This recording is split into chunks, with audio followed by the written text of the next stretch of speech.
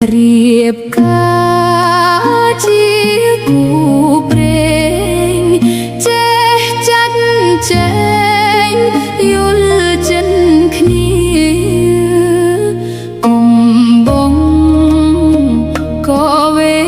រារក្សាគ្នាហើយកុំវាសនាជួបជាភពសំណាងកុំកោងកាងជួយបំណងមេត្តាចិត្តប្អូនបងចេះថ្នាក់ថ្នមក្តីសង្ឃឹមផ្ទៃប្រ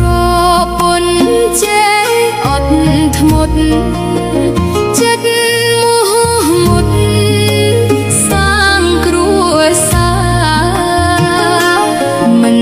ប្រើពាក្យមូសារក្សាគ្រួសារហើយកុំ